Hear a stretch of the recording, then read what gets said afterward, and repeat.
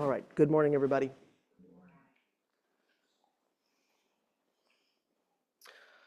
So, here at Sanshin, we have a particular describable style of practice within the Soto Zen tradition, and the main points of our practice come from the Buddha, and then further down our history from Dogen Zenji.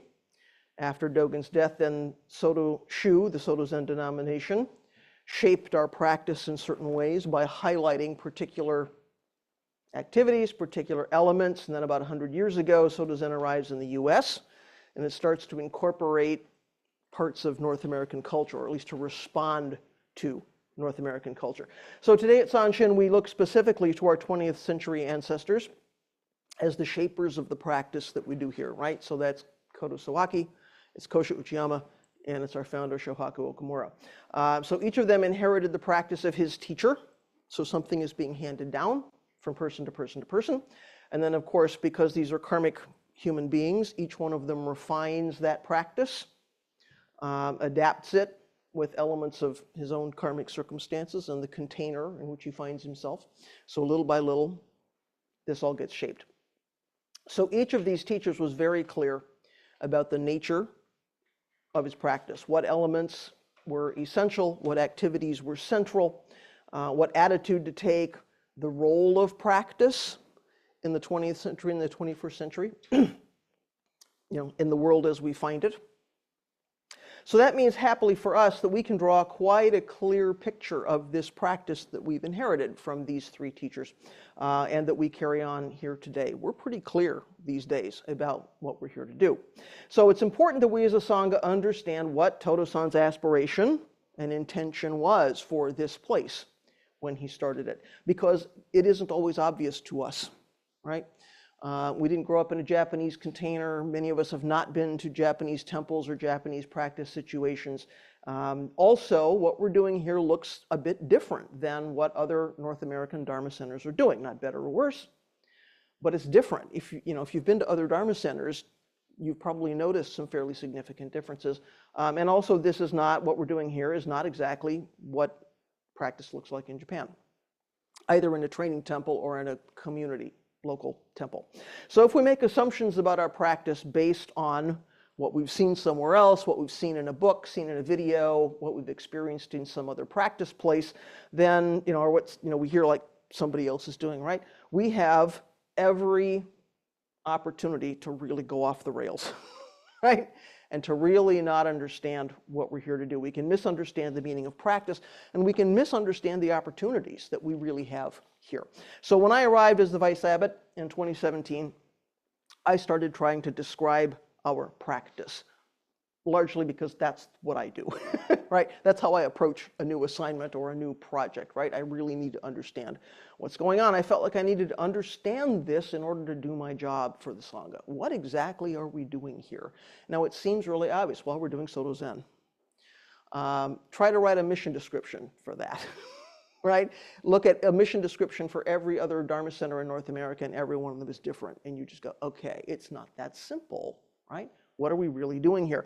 I really wanted to make sure that I was carrying forward Todo-san's intention and not making something up about what I thought he meant, or what other people maybe thought he meant, or some incomplete, mistaken impression of what he wanted us to carry forward. I felt responsible for that. So I very quickly realized that his practice vision is really subtle. It's really subtle. It looks very simple. And there's so much going on. So, it looks like, well, we just do 10 sessins a year in Uchiyama Roshi's style. We do a couple of Genzo-Eis. We do a precepts retreat. That is Sanshin style. So, in fact, when I was hired, the board's only real requirement of me was that I continued to do Uchiyama Roshi style sesshin. That was what everybody thought practice here was about. Yes, that's central, right? That's all anyone knew really about sesshin. We do Sanshin. We do these really tough sesshin, right? And we have Todo-san's lectures on Dogen, and that is our reason for being. And I thought, that's not it. There's more going on here than that. Those things are activities. Those things are not a practice vision, right? Those things are not an aspiration. They are manifestations of something, but by themselves, that's not the whole picture. There's something, I think, even more interesting, right, going on here. So ever since that time, I've been trying to educate myself about what Sanshin's practice really is, how it sits within the Buddhist tradition, the Mahayana tradition, the Soto Zen tradition. I've asked poor Todo-san a lot of questions. I was sitting in front of him, asking him a lot of questions, pulling stuff out, writing stuff down, and then showing him, back, did I get it? Do I understand it? Is this right? And then he can point out to me where I've gone off the rails or left something out, right? So some of you have been drafted into my process from time to time, largely because you may have a particular area of expertise, or you've been here a long time, or you know some particular part of this vision pretty well. And so some of you have been sort of drafted into my process. So what I've learned is every time I think I'm done with this thing, every time I think I can finally draw a picture of what Sanshin's practice is or describe it, I realize that there's some exciting other new thing I need to uncover. I need to add it in. I need to figure out how it connects. Then I have to change my picture. So you'd think it would be simple. And I've been doing this for, what, 2 or 3 years, working on this thing, right? So this isn't the first time some of you have heard about this. It probably won't be the last. But I get to continue to consider how all these elements are connected, how they're interconnected. I kind of feel like at this point, it's just like Bodhisattva vows, right? This is a project that doesn't have an end. Because we can always investigate something else about practice. There's always something new, right, that we can see about practice. So that kind of discernment in itself is like really interesting. So nonetheless, it feels like it's important for the Sangha as a whole to understand what this vision is. What is this aspiration? What is this intention? One reason is so we can continue to discover the meaning of our own practice. Each of us has to do our own practice. So within this context, it's very helpful, I think, for us just to investigate as individual karmic practitioners, human practitioners. What does this practice mean? What are we here to do? Why are we engaged in the things that we're particularly engaged in? And the other reason is that unless we're all pointed in the same direction, we don't know how to join in. We don't know how to take leadership, right? We don't know how to look for the resources we need and do the things we need to do as part of this practice community, because of course this is bigger than us as individuals, right? There's a community here that needs to function together in a certain kind of way. If we don't know what the larger vision is, we don't see how that community functions, right? There's a community in Sanshin Zen community. We need to figure that piece out. So the practice vision also has to relate to the board's long-range plan and to Dogen Institute's strategic plan and all the larger planning that goes on, because this is a nonprofit organization and we need to do a certain amount of that. So somehow the practice vision has to fit into that. It's not identical. We don't have the same job as practitioners that board members have to do governance and administration, but they have to fit together, right? There has to be a partnership there. So, this thing can't be my personal vision. This has to be the vision of the community. This has to be the vision of Sanshin as a whole. We all have to be aware of it and we all have to carry it, so we know how to function within it and how to practice like bodhisattvas. So as I said in one of my 108 Gates talks, if you read about something like tantric visualization and then you come here looking for information about that, we can't help you, right? Not part of our practice vision. You will be unsuccessful in learning certain things here because we have a very particular kind of focus. So you have handouts, thanks to Sawyer, of what the practice vision looks like today. Virtual folks at home, it's been posted there on the page, so you also can find it. So just be aware, discernment and refinement are ongoing. As I say, every time I think we're done, I have another conversation with someone, and then there's something else happening. So this thing is likely to change. Not in big ways, but in refinements, right, over time. So the major elements are going to be there, but the way they manifest, our understanding of how they're connected, I think will shift in subtle ways, because my practice changes moment by moment, so does yours, right? We're discovering something all the time. So this is an insight into my brain at this moment and my conversations with many, many other folks. So I want to use my remaining Sunday talks this year to talk about this picture. Right, to talk about this vision, the major inward-facing activities that you see in the lineage and legacy segment of that picture, of that diagram, right? So that we're ready in the beginning of the year to launch into the practice theme for 2025, which is tangible thusness. So this year we've talked about lineage and legacy, right? We've invested, what have we begun, we've begun to learn, what have we inherited from Kodo Sawaki, what have we inherited from Kosho Uchiyama, what have we inherited from our founder, what does our lineage look like, what is the legacy of that? 2025, we're going to move into something I'm calling tangible thusness. So we're going to be exploring the Dharma of food, clothing, and shelter here at Sanshin, under the larger umbrella of Nyoho, Dharma of thusness.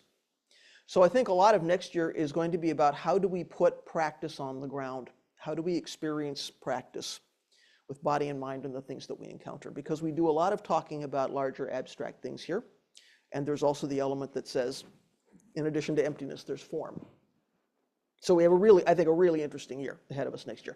So we need to understand going into that what this practice vision kind of looks like. So we read all these abstract teachings or things that feel abstract. We don't necessarily know what to do with them. So we'll talk about that more in December. As I say, I want to use these remaining Sunday talks to talk about this vision. So by December, we will be setting up, what we're moving into in 2025. So today I'm taking on the first element of that diagram, which is zazen. We all know how to do zazen. We've all just done it for an hour. I'm not here to tell you how to sit zazen. If we need refreshers, we can always go to the Getting Started sessions, which Esho has been doing, Hoshin's been doing. They happen online, right? If we need refreshers about what do we do in zazen itself, please take advantage of those resources. It's fine to go to a Getting Started after you've been sitting for 2 or 3 years. If questions are coming up for you, that's a great place to go and just, hear it again, ask your questions, talk to people who sit zazen. That's out there for you. That is not only for beginners. That is not what I'm doing today. So today we need to see what our particular attitude towards zazen is within our Sanshin style. We do shikantaza in the style of Uchiyama Roshi. Well, what does that mean? That means we study the meaning of zazen in the context of Buddha's teachings. And we enter deeply into sesshin by into zazen by doing a very particular form of sesshin. So there's a common thread that runs from the teachings of Shakyamuni through the Mahayana tradition to the teachings of Dogen Zenji and Sawaki Roshi and Uchiyama Roshi and our founder, right? And what we do at Sanshin today. There is a through line there. We need to understand that. So there are many different schools of Buddhism that have developed since Shakyamuni's time. They may have different approaches to sitting practice. So again, if we're reading around, watching things on the internet, talking to people, and it feels like, well, that's not what we do, it's important to know what is the point of view of the person who's making those comments, right? It might be a different sect, might be a different school. So often other approaches have been or may continue to be sort of linear, setting up a goal to encourage people to practice and not give up. When we sit zazen and we don't see anything happening, it can feel like, what am I doing? Right? I'm sitting and sitting and nothing is happening. So it is a form of skillful means to say if we sit long enough and in a certain way something will happen. And there are those teachings around in the Buddhist tradition. So, you achieve one level, teacher tells you here's the next level, explains the next one. We see things like there are X number of stages toward enlightenment, right? Dogen says something else, which makes our school, gives our school a particular sort of attitude or approach, right? Dogen says our practice of shikantaza is not a linear thing like that. It doesn't use a linear system of goals as a skillful means. It doesn't even require a Buddhist container. So, zazen is completely transparent by itself, right? We're opening the hand of thought. We're letting go of comparing and judging and writing a story. So zazen has no flavor. Zazen has no color. Zazen is transparent. We can take it into various circumstances, right? We can turn it towards certain objectives, but by itself, there's nothing there. It doesn't actually require a Buddhist container. So it's easy to move it out of that circumstance into something else, and then we might lose the thread, right, of zazen. So we only do 4 things in shikantaza, right? We take the posture, we keep our eyes open, we breathe through the nose deeply, we let go of thought. Those 4 things are the only things we do in zazen. So anyone from any faith tradition or no faith tradition at all can sit down and engage in those 4 things, right? And is welcome to join us to do that in zazen practice. I had a cousin visiting me many years ago when I was practicing at Minnesota Zen Center, and she wanted to come on a Sunday, but their family is deeply Catholic. So I sat there in the Zen Center doing zazen, and she sat next to me doing the rosary. And I thought, why not? You know, we all got to participate. So it's helpful for us to understand the basis of that transparent practice called zazen or shikantaza within our particular style. So our shikantaza, our zazen, is based on emptiness within the Mahayana tradition. So that means there's no self, there's no other, because everything is connected, as Todo-san might say, as one piece.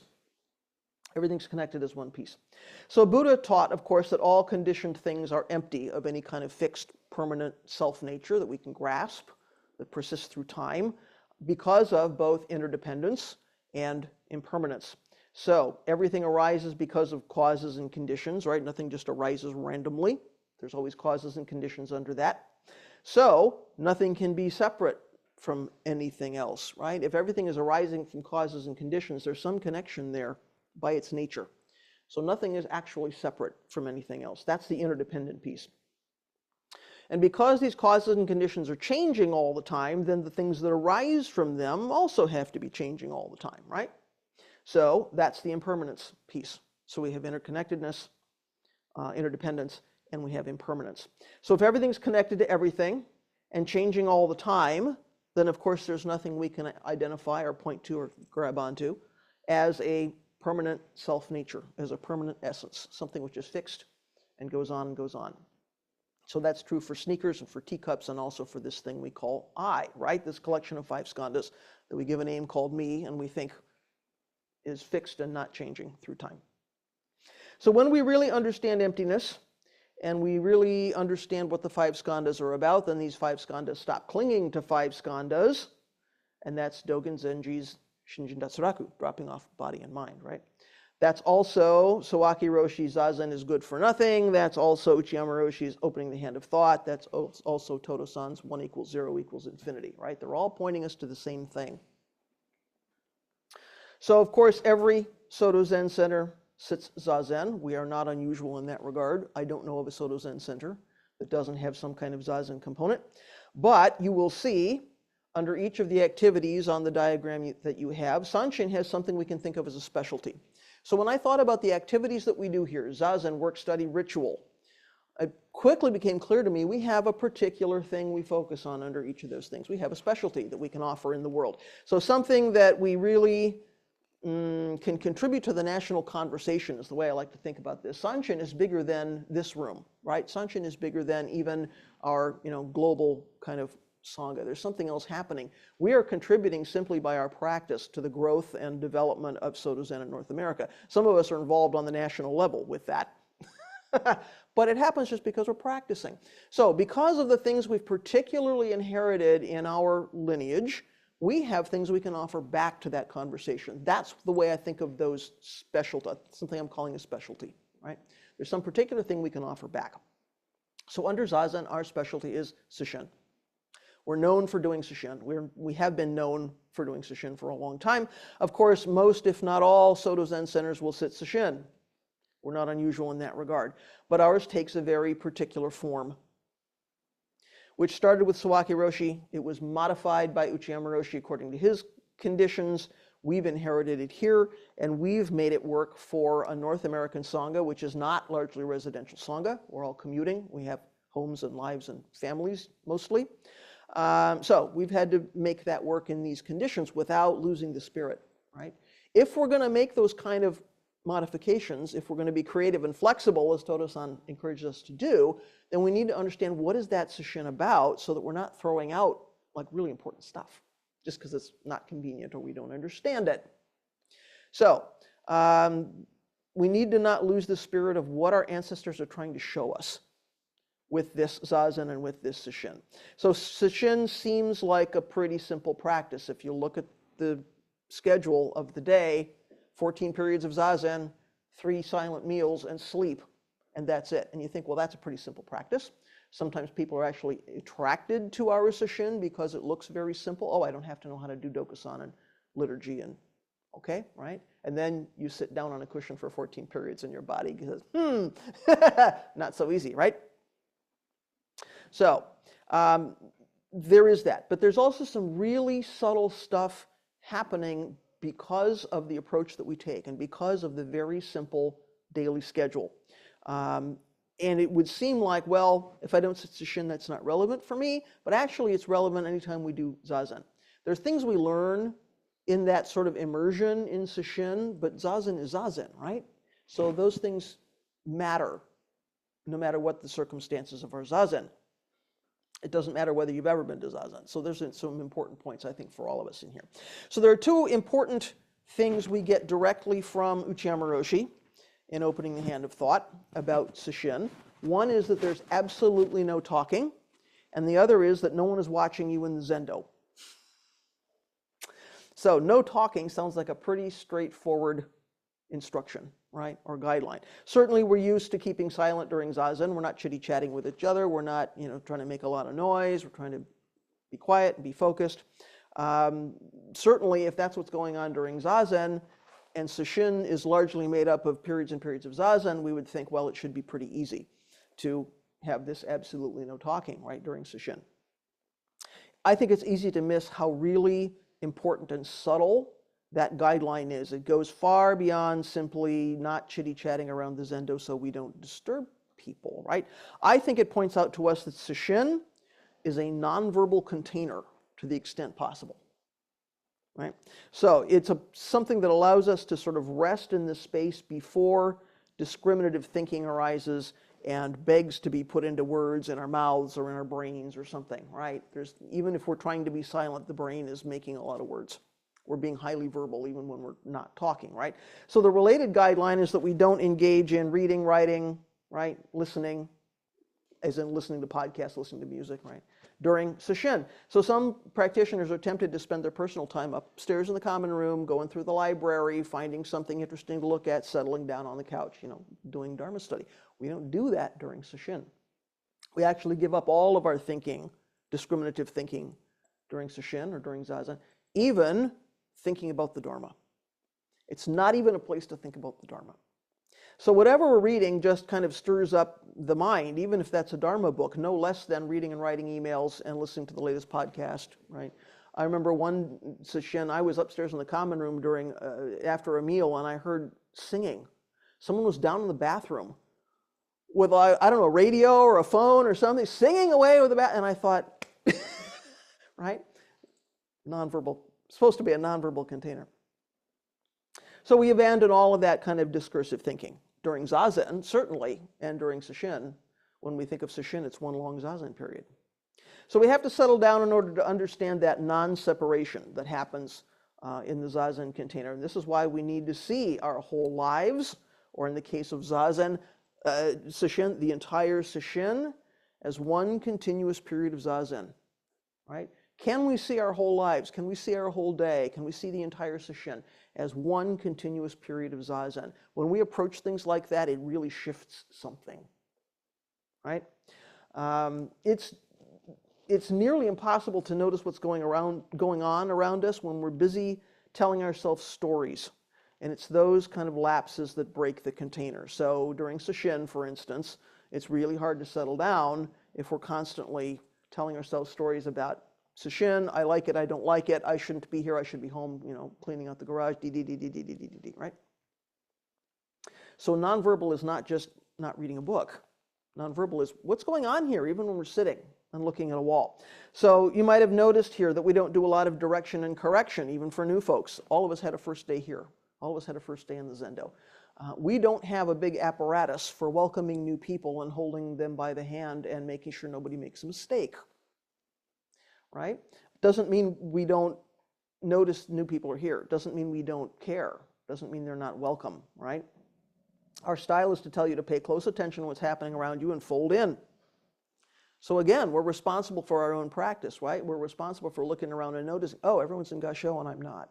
Oh, everyone's turning to the right. Oh, I didn't bow, in front of my cushion. Everyone else did that, right? It's really a practice from day one about paying attention and folding in. So we make sure we're doing what everyone is doing, but we're doing that for ourselves.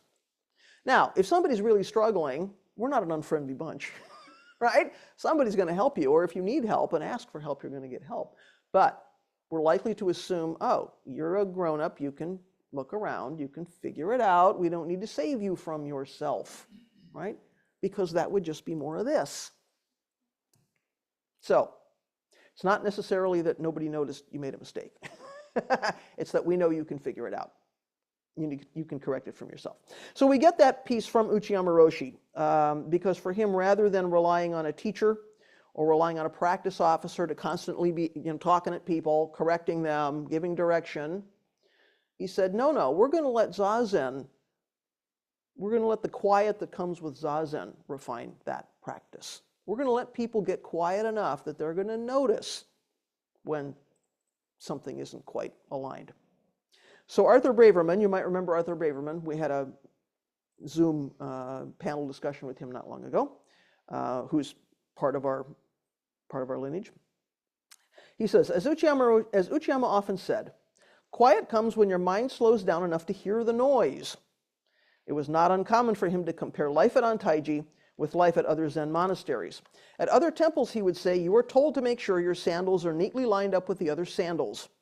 At Antaiji, through your sitting practice, you start to notice when things are out of order. At other temples, you are told to keep from making noise with your lacquered eating bowls. At Antaiji, through your sitting practice, you start to hear the noise and then stop creating it. Right? Interesting. We got to do our own practice.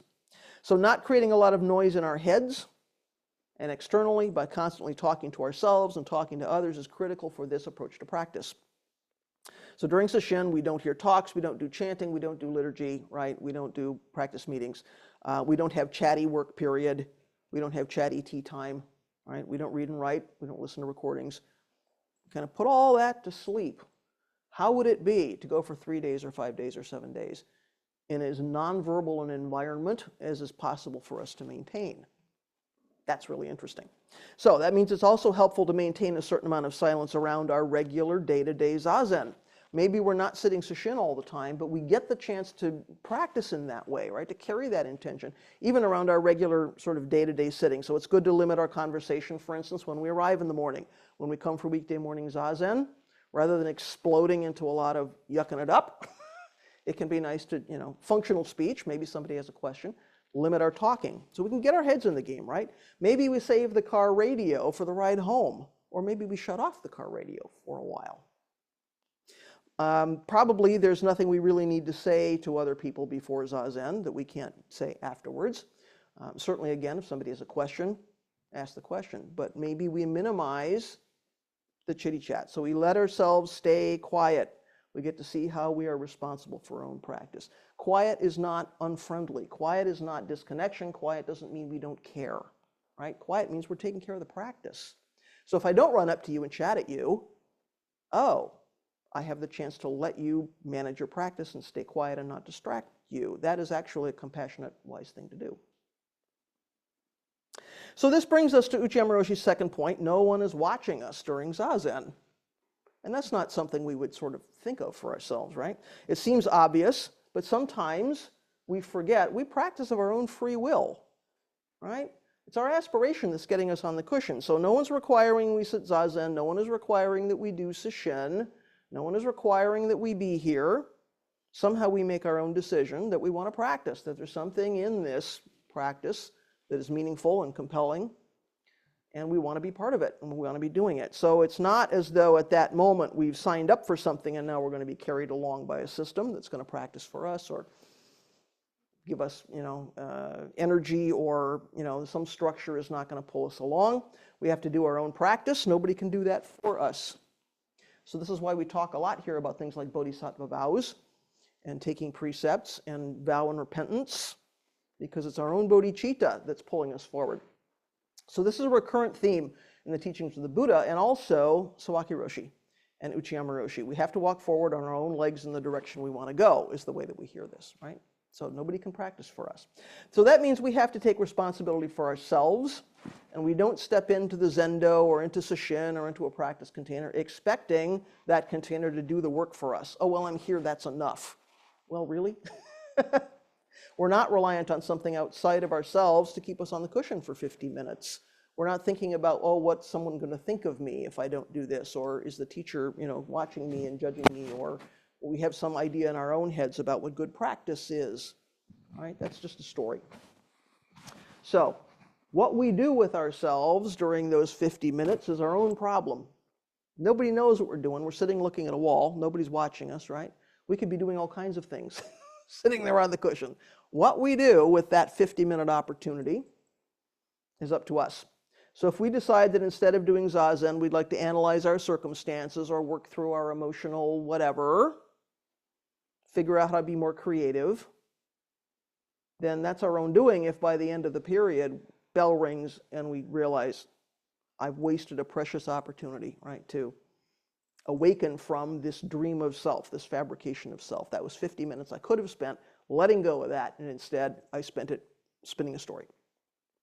So if we're feeling constricted by taking the posture and looking at a wall for 50 minutes and not being able to, come and go and move around and get up and, drink soda and whatever during those 50 minutes, we are really only rebelling against our own bodhicitta. We're only rebelling against our own desire to practice. Something got us on the cushion.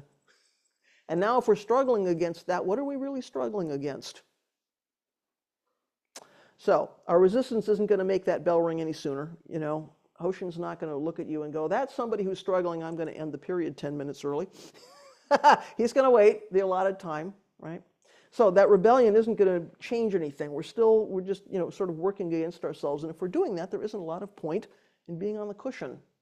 So we get to have a tough conversation with ourselves, I think, right? I'm on the cushion. What am I here for? What am I going to do with that opportunity? So if we're looking for something to do during zazen in order to entertain ourselves, in order to pass the time, well, I just have to make it through these 50 minutes. We're kind of wasting our time, right? What are we doing? We need to think about what's the point of our practice. Just sort of going through the motions is not so helpful. There's no reward we get for time spent on the cushion. There's no punch clock. Nobody's keeping score. Oh, well, you sat 3 times this week, up a notch, right? Nobody's watching. It's not going to qualify us for anything. There's no outside authority. There's no outside anything that's making us sit. It's always our own choice. So what are we going to do with that opportunity, right? Uchiyama Roshi faced the wall during zazen. Like everybody else, we know that's not so common. Many Dharma centers, the teacher is facing out, and other practice officers sometimes facing out to keep an eye on people so everyone knows they're being watched, they're being looked at. Not Uchiyama Roshi's style. This is why he says nobody is watching you during sesshin or during zazen. So with no authorities watching, Uchiyama Roshi's folks had to make up their own minds to maintain the posture, keep the eyes open, breathe through the nose, let go of thought. They had to make their own choice to do that. No one was keeping them in line. So if instead they chose to sleep or daydream or write stories or play with their delusions, there was no one who was going to stop them from that. And on that basis, then, there was no us and them. There was no subject and object relationship between the people in the zendo. Everyone was alone, looking at the wall, doing their own practice. If nobody's watching you, you're not in relationship in that way, something shifts. Now your practice is really your practice, even though you're doing it with a lot of other people. So in that way, that style harkens back a bit to Buddha's time, Buddha's India, where the practitioners didn't come to a sodo to practice together. They sat in their own huts or their own hermitages. They were responsible for their own practice. So here's the through line, right? So in the same way, Sawaki Roshi's students, including Uchiyama Roshi, carried on their zazen practice when he wasn't there to keep an eye on them. He was traveling around. He wasn't always in the temple. He wasn't always in the sodo. And yet they carried on when he was not there because they were driven by their own bodhicitta. So when he was there to provide support, that was great. But when he wasn't there, that was not an excuse not to sit. So Uchiyama Roshi came to feel that the quality of the practice changes. We kind of lose touch with that internal aspiration when we're depending on somebody else to force us to wake up or to pressure us into being in the zendo, or somehow there's some evaluation going on. He says we really lose touch with our aspiration if that's what's getting us on the cushion. So if the teacher's facing the wall, not keeping watch on everybody, teacher is also not giving up his or her own zazen in order to provide that function, right? That means the teacher is actually able also to do real zazen and not to be in relationship with people in that way. So practitioners are not concerned about being watched by somebody. They're not in relationship with watchers. So we get to experience this non-separation in a really interesting way because there's no us and them, right? All the practitioners, from the teacher right down to the very newest person who's in the Zendo for the first time, we're all doing our own practice. We're all doing the same practice. There's no kind of gradation. So that approach is a direct manifestation of Sawaki Roshi's understanding of Dogen's teachings about Jiju Yudzamai, complete functioning of the universe. Sawaki Roshi used to say, zazen is the self doing the self by itself, right? It's a famous quote from him. We're all doing our own practice. So in zazen, there is no separation between self and other, subject and object. You know, Todo-san has said that's an essential point of our zazen. We really need to understand that about our zazen. Our entire life, one long period of zazen. So when we sit sesshin, we see again that entire sesshin from the first bell on the first evening through the last bell on the last day. One continuous period of zazen. That's the only way we can really understand what our immediate ancestors were doing with this style of sesshin. So Uchiyama Roshi's two unique sesshin elements, this no talking and teacher facing the wall, are aimed at one particular point. They are making it more possible for us to experience becoming what he called the self that is only the self, right? Jiko Giri no Jiko, the self that is only the self. So this is the self we recognize when we wake up from this dream of I, right? This daydream about self. So this kind of zazen and sesshin helps us to do that by minimizing distraction, interactions with other people, other activities, relationships with folks. It leaves us alone with our practice. So facing the wall, it's just us facing ourselves, right? We have no choice but to see nobody's making me do this. Nobody's compelling me to practice. Nobody can practice for me. It's me and the wall. This is it, right? This is all there is. So if we can see that in zazen, then we realize we also just have to live our own lives. When we're outside of the Zendo, it's the same situation. Nobody can live for us. Nobody can make decisions for us. Nobody can do our bodhisattva work for us. We really see that in zazen, and then we get to take that out into the world as bodhisattvas. We make our own choice. We take responsibilities for ourselves. We walk on our own legs, right? We keep our own precepts. So that's one aspect of the self that's only the self. The other aspect is the self that includes everything. So this is the line that you see in the middle of the practice vision. There's something there that says, realizing the self without relation to others, which is the non-reliance piece, which includes everything, which is the interconnected piece. So we have non-reliance and we have interconnectedness intersected in a really interesting way. So there's nothing that's separate from this universal self. As Todo-san has said, there's no interaction with others, but this self that has no interaction with others includes everything within it. One is the self without relationship to others, and the other is the self which includes everything. So this is coming very directly from Todo-san's teaching. So during zazen, we're not operating in a world governed by relationships with others. What are other people thinking of me? What are other people requiring of me, right? When that's our circumstance, then our definition of ourselves can drop away. We don't need to maintain, and we work really hard to maintain it, right? We don't need to maintain this idea about self. I can just, I can drop that along with everything else, right? Dropping off body and mind. I don't need to maintain that distinction. So there's no comparison, there's no categorizing, there's no separation going on. We don't have to put energy into keeping up this appearance or keeping up the story or the fiction or whatever, right? About self, even to ourselves. And this is what it is, to just be the self that's only the self without some idea about what that is. So Todo-san says, this is what it means to move beyond subject and object, right? This is what happens in our zazen. When we are just sitting without talking, without interacting with anything, we feel that we separate ourselves from the rest of the world and become alone, right? Is this what Buddha's teachings teach, to live in this way? It is not. When we sit alone and we are really by ourselves without any separation or interaction with others, what we find in our zazen is that when object disappears, subject also disappears, because subject is grasped within the relation with others. When object disappears, subject also disappears. So we face, he said many times, when we face the wall is not our object, right? If there's no subject, object disappears. If there's no object, subject disappears. So self is completely alone and completely together with all beings and functioning conventionally in society. So if we're saying, well, my whole life is a period of zazen, that doesn't mean we're in la-la somewhere. That means we're functioning in this moment of reality in a very direct, very concrete way. This is what we discover in zazen and what we discover in sesshin. So some of us here sit sesshin pretty regularly, either in person or maybe virtually. Some of us have yet to give that a try or are beginning to get our toes in the water of sesshin. Maybe we're feeling a little bit intimidated by sitting 14 periods a day. Either we're worried about whether our bodies can take it or we're worried about whether our minds and emotions can take it, right? We're worried about formal meals. I don't know how to manage the bowls, right? There's lots of things we worry about. Basically, we're worried that we're either going to embarrass ourselves or wash out halfway through and have to creep away from the zendo, right? We catastrophize a little bit about that.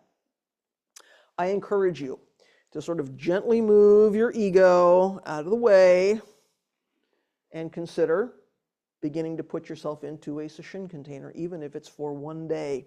It is entirely possible, no matter how long the sesshin runs, to sign up for just one day. Put your toes in the water and see how that is. If you have questions, please talk to Sawyer. He's the one who manages that, right? Everyone's had a first day of sesshin, just like everyone's had a first day in the zendo. So I don't think anyone here is here for the first time. We all remember what that first day was like. I'm pretty sure all of us, when we see a new person coming in, feel like we have some opportunity to help that person. Well, I know something. I've been here a week or 20 years. We have something to offer, right? We all have sympathy for that. So the same thing happens in sesshin. When somebody's there for the first time, and if others have done sesshin before, nobody's pointing and going, "What are you doing here? You've never been here before." Not the case. Everyone's got compassion for that. So I encourage you, figure out a way to give that a try. We review the meal forms before we begin. There are resources to look at ahead of time. There's almost too much information on the website these days, our website, about sesshin, what to expect, what our attitude is, why enduring sesshin is not a helpful approach, all right? So there's a little bit of prep you can do. So Arthur Braverman said that on Taiji, zazen was the hub and sesshin was the center of the hub.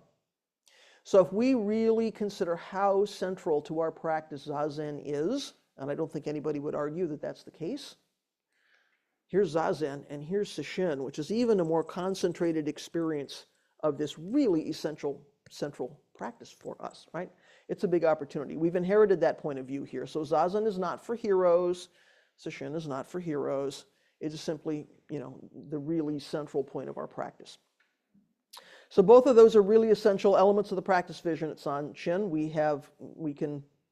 I think continuously investigating them is one of the biggest Dharma gates that we have here. So that's about zazen and sesshin within this particular container. My hope is, my plan is, we go on. The next talk I give next week, we'll talk about study and the role of Dharma study within that practice vision. So I encourage you to have a look at that. There's a lot of stuff on that diagram, but I encourage you to spend a little bit of time with it, become familiar with mainly how the pieces intersect. I will tell you one of the most interesting things I'm learning about this, and that interesting conversations I'm having with people, is about how things are intersected and how they're connected, right? What's the relationship between zazen and, making a robe? What is the relationship between Dharma study and work?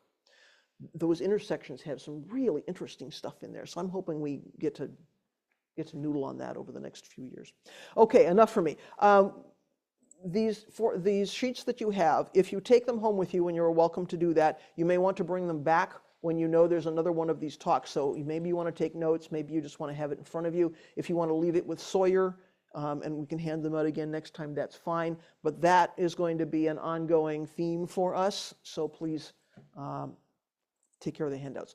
What would people like to say or ask about the practice vision, about zazen, and the role of zazen and sesshin here? I'm going to start with people in the room, and then we'll go to people at home.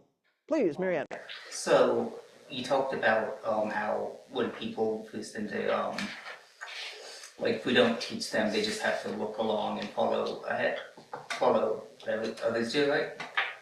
Yeah, so that's actually been very helpful for me because I have a disorder where I'm very dependent on others and scared of independence. And so just following along what others do has helped me gain confidence. Yes. And it's been very useful, I think. Good. Well, and so I think the thing is we need to help people understand that that's an opportunity. So you've discovered for yourself, like, what an opportunity that is. But I think if we're not clear with people that that's our approach, they might feel like nobody cares that I'm here. Oh, this is an in-group, so you have to know before you get here what to do because nobody's going to welcome you in and help you and hold you by the hand, right? And I think you're a great example of someone who's been able to come in and fold in and look around and observe, and now you can do your own practice and there's no question that you need somebody else to be sort of pulling you along, right? It's a great example. So I don't want people to feel like this is a cold place, like nobody cares I'm here, because that's not what's going on. What's going on is that we respect you enough to let you do your own practice and not think we have to legislate against every mistake and keep you from, making mistakes, because it's impossible for that. That was an approach that I really appreciated in Japan, in the Senbon Soto. When I got there, it would have been easy for people to say, oh, Western, female, we don't care, she'll never amount to anything, we're not going to teach her anything. And that was not what happened. People corrected me just as much as they corrected anyone else, and I took that as a real encouragement. Because what that said to me is, we believe that you can do this practice just as well as anybody else, and we expect that from you, right? So there's a little bit of that, I think, here, which says we respect people enough that they can do their own practice. We don't have to do that practice for you and make you dependent on something, right? Are we going to make mistakes? Sure. Are we going to have compassion for that? Yes, we are. So I'm glad that you've kind of dug into that and really had a useful experience about that. And please share that with others, right? Because you've now been here a while. So when new people come, they may have questions for you. So share that experience with them. That's helpful. Thank you. Other comments, questions, reflections? Clark, please. I think the thing that's really helpful about it is it's easy for me to check out and maybe get lost a little bit. When you're forced to look around, you have to be in that moment. Right. Right? You have to know what's going on right now. Are we getting ready to finish? Are we getting ready to start? Where are my chopsticks? All that kind of thing. It keeps you present. It does. And then I think what we have to be careful about, because, for every one of these things that's wonderful, there's a way for it to go off the rails. And the way we can go off the rails with that is constantly comparing. Am I as good as everyone? Right? You don't want to set up that kind of discursive comparative. As you say, it's simply about being aware, paying attention, folding in a way which is about non-separation, and not about setting up something that says I'm not as good as everybody. I have to always be watching so I don't embarrass myself, right? Because that's not the point of this thing. But I do think it's easy to coast, and if we've been doing this for a while, as you say, kind of check out, right? Oh, well, it's the same old thing. It's in my body just does what it does. How about instead, I'm paying attention in this moment and moving, flying with the flock, and moving in alignment with everybody and doing what's being done and paying attention to the practice and how I am a part of that, right? There is an opportunity there. We just need to not twist it because it's so easy to do that, right? Other comments, reflections in the room? I'm trying to remember something you said right toward the end, and I'll elaborate, but I can't remember exact wording now. You were talking about there's zazen, and then there's what we do here is additional concentration of that. Oh, sesshin. Oh, okay. Yeah. So we do zazen all the time. We do zazen 6 days a week here, right? And it's generally a period or two, and that's I great. say something about the community too, that the community somehow is a concentration of that. Well, I think when we get people in a room for 14 periods a day, for 3 days, 5 days, 7 days, there's something really interesting that happens, right? I mean, you've done plenty of retreats, There's something interesting that happens when we drop that sense of separation and this just becomes a fully functioning, what do I want to say? It's like a mini universe. It's like a mini G2USMI, right? It's like everybody kind of knows what the score is and we're doing the same thing over and over and over. And it is the repetitive, boring nature of that really allows us to drop off this idea about self and drop off body and mind, and something starts to happen which is not about my individual preferences. And there's something, it's difficult to get to that point without being in that kind of concentrated container that goes on for a little while. So we do zazen every day, and then there's this additional opportunity that says, what if we just do that for 14 periods a day, right? And then what do we learn? We come in knowing how to do zazen, but there's something about doing it for an extended period of time, because we're not stepping in and out of that container. Because as soon as we break the container, it's like we come back and we have to start again, right? As soon as we go out and do something else, and we have to think, because as bodhisattvas we have to do that kind of thing, then we try to come back in and drop off body and mind, and there's a certain sense about starting all over again. So this is why I tell people during kinhin, this is not the time to run outside and check your mail and, do something else, find something else to do. Take a break, because the point of being in a sesshin container is that there is no break from beginning to end. It is one continuous period of zazen. So if you're stepping out of that and doing a lot of things and then stepping back in, you almost have to restart a little bit. So it's really helpful to not have to do that. And not only are we not just sort of running in and out, I'm not worried about what am I going to cook for my lunch, because my lunch is being cooked for me. I'm not worried about watching the clock because someone's ringing the bell for me. I get to drop all of that and simply be the self not in relation with others that includes everything for some extended period of time, and there's something really helpful about that. Then the container and the practice, no separation. Right. Well, yeah, how do you pull those two things apart? One of the misperceptions I think people have in the beginning about sesshin is that sesshin is a performance being put on by one group of people for another group of people. There's practice leaders, there's cooks, there's bell ringers, there's somebody managing registration. I pay my ticket fee and I take my seat and I'm here with this thing kind of going on around me, and whether I'm here or not doesn't matter. So for instance, if I leave early, nobody cares. Well, if there's no participants sitting sesshin, there's no sesshin, right? Sesshin is not separate from the practitioners. The container is not separate from the practitioners. So it used to be, when we had a kind of a different schedule, people would start sidling up to me on the last morning going, now, I'm going to be leaving early, and by lunchtime, we might start out with, 16 people, and by lunchtime I was down to 3, because everyone had trickled away, and the energy went with them, and the Tenzo had been working hard to make lunch for 16, and we had 3. There was nobody left in the Zendo. There was no sort of conclusion, right?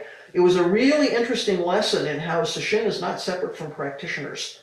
Because if there's nobody doing the practice, there's no stage set, right? It's not like there's a bunch of chairs in the audience and we don't care who's in the audience. There's no audience. There's just participation. So it's an interesting perspective, right? Other things in this room? Yoga.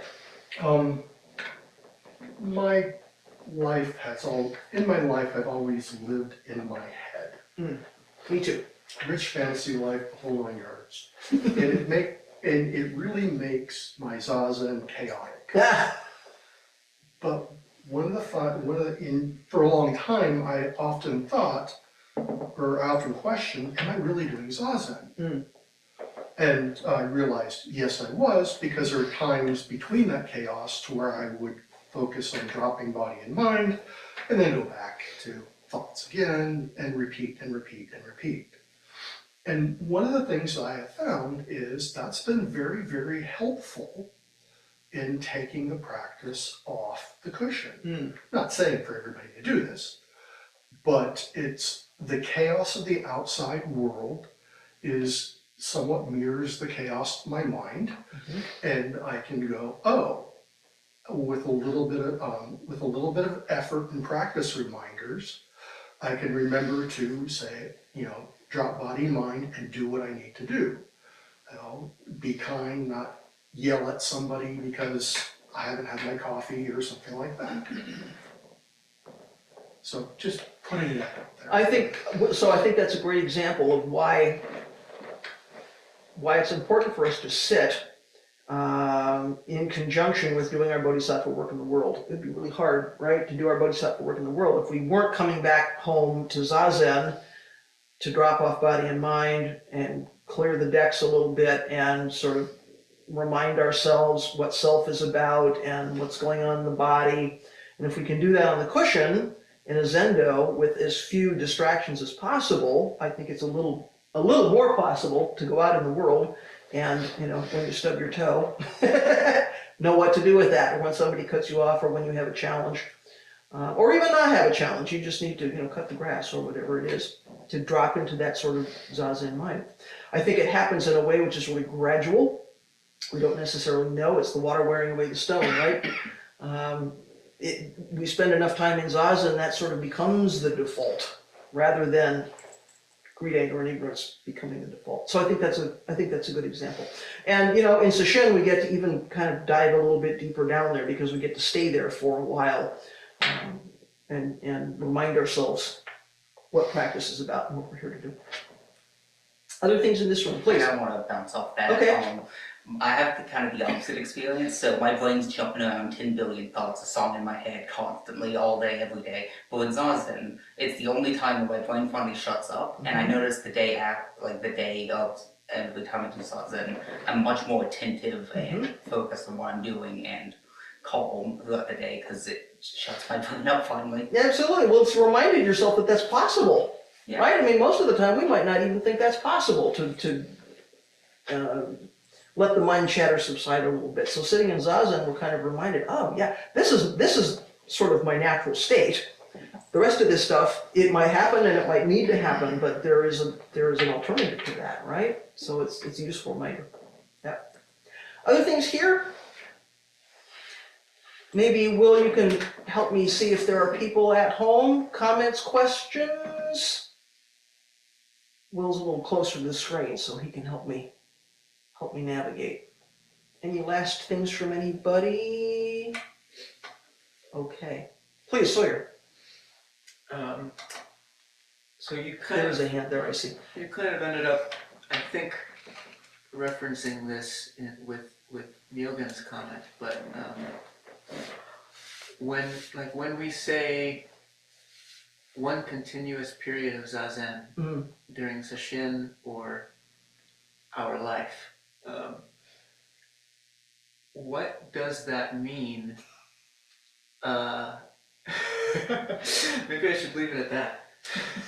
Finish your thought. Okay. Otherwise, I can talk for another because- 2 hours and nobody wants that. Because, in a sense, zazen is very distinct from activity.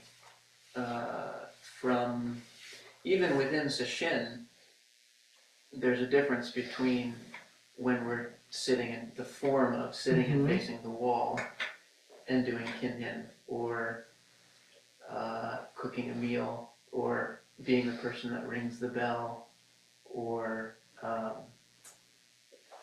not bumping into someone when you're, picking up a table to set up the tables. So it's like there is a distinction between when we're sitting and facing the wall, and in that circumstance, it's like we can sort of drop everything. Now I've kind of answered my own question. When we get up and have to do something, Yeah. it's almost like just what's needed Yes. occupies Exactly. the mind. Exactly. Is that what zazen mind means in a sense? I think so. So I'm imagining. So as you're describing that, I'm putting myself into my own experience about how that feels for me during sesshin, where we're sitting 14 periods, but still, I have to get up in the morning and go around and make bows, and we all have things we have to do during sesshin. But I don't know that I can articulate it well, but there is some part of my brain, some part of my mind, which feels steady. It feels like there's a through line. So no matter what the body is doing, it still feels like zazen to me. And I've noticed, and maybe others have noticed too, after sesshin, when you leave here and you go home, there's something that persists for a little while, at least for me. I laugh at myself because I commute like many people do, but sometimes people sleep in the zendo during sesshin. But I get in a car and I go home, and I notice that it's very difficult for me to drive quickly. I never drive the speed limit, and I have to really, it's painful for me to drive the speed limit because my brain is still doing zazen, right? And I'm thinking, well, that's not okay because that could be unsafe, right? But there's something about, I notice I feel differently when I'm walking and when I'm doing things, and I'm feeling much more like I'm paying attention, and that the body is doing what the body has to do. I have to distinguish between a red light and a green one, right, to drive home, but I feel like I'm paying attention to that without, as you say, something extra. There's something that we've been able to let go of during that zazen period. So is it realistic to think we can move through the world like that all the time? Probably not. But to know that it's possible even to a small degree, like what Yogan is talking about, I think is really helpful, because it means we don't check the zazen at the door, right? It's like zazen is not something we do here and then we leave it behind. It seeps into us somehow, right? And we may notice, particularly after sesshin, some steadiness, some focus, we're a little less quick on the trigger, because there's something that persists. There's I can't describe it well, but I hope others maybe know what I mean. Right? I have one at home, and then we'll come to Ritoku. You want to? Yeah, Mariana. Oh, Mariana. Okay, let's hear from you. Hi, thank you. Hi, this is my first time here. Thank you. Yay, good to see you. I'm wondering if you can elaborate more on what you mentioned around Zen not being exclusive to a Buddhist framework, just the relationship between potentially people from a Christian background practicing in Sanshin style, and potentially how this practice can influence even Christian contemplative practices, just that interrelationship. Yep. Thank So to be clear, my comment was that zazen is transparent, not Zen itself. There's a difference, right? Zazen itself is a transparent practice because we're not doing anything other than taking the posture, keeping the eyes open, breathing through the nose, opening the hand of thought. So that doesn't require any particular faith tradition in order to simply engage in that kind of practice. So you can be, of any faith tradition or none. And it doesn't, I don't think, contradict anybody's teachings, right? So it's possible for anyone to do it. However, if we take zazen out of its context, so let me just say, the Sanshin style around that is that if we take zazen out of its context, we have some potential to go off the rails. It is possible to sit zazen and drop off body and mind and become very focused and very skillful around doing unethical things. So if we're sitting, for instance, without precepts, without ethics, that can be a problem. We sort of need the wisdom and the sitting and the ethics in order for that to really be a wholesome way to live. It's possible to turn zazen toward things, right? It's possible, we know, to think we're going to use zazen for stress management or greater productivity or all kinds of things, and yet in this family we say zazen is good for nothing. We sit zazen simply to sit zazen. So anybody can sit zazen. You don't need to be a Buddhist scholar. You don't need to be ordained. You don't need to have a deep background in sutras or any of that. Is it helpful to understand what zazen is? Yes, and when we talk about study, we'll talk about why zazen and study are, closely linked. So simply to sit down, take the posture, keep the eyes open, breathe, let go of thought, anybody can do. It is certainly, if you look around in literature, there are any number of interfaith books about Christian practice and Zen practice and people who do both or carry both or have experienced both, and that can be a useful thing. But the practice itself is colorless.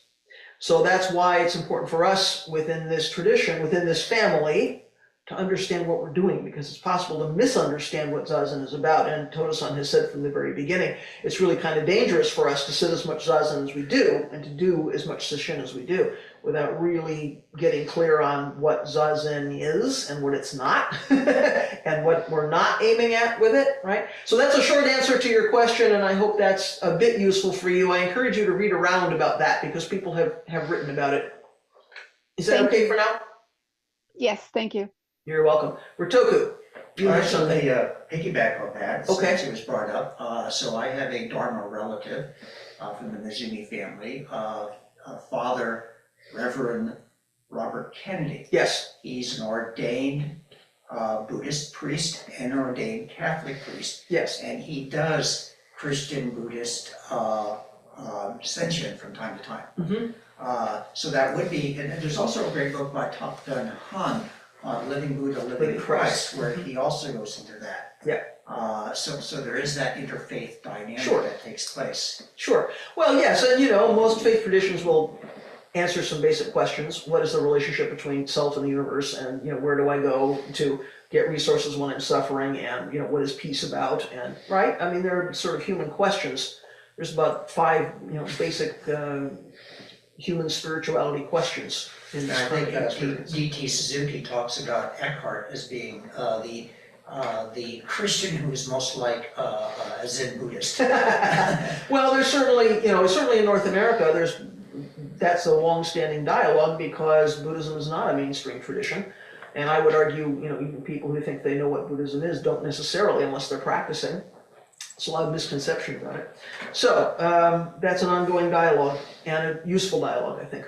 And then the other point about how to integrate zazen into everyday life. Mm-hmm. So there's a couple of really good books on that. One of my favorites is D.T. Suzuki on Zen and Japanese culture, where he outlines a number of cultural practices like the serving of tea and flower arrangements. And even though he doesn't, I don't recall him mentioning archery in there, but there's also the book of Zen and the Art of Archery. Yep. And that's very much part of the martial arts tradition where you bring your Zen mind into your kata, into your activity, so that there's no separation between stillness and activity.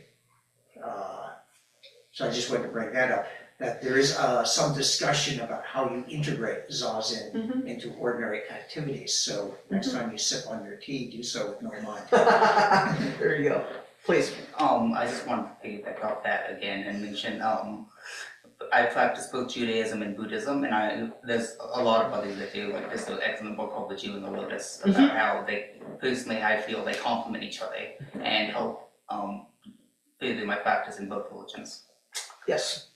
Absolutely. Yes, it's not just Christianity, of course, right? Yes. Yes. Anything else this morning, either here or at home? Are we zazened out for today? All right. It's never ending. It's never ending. All right, thanks everybody. Let's do our closing chant.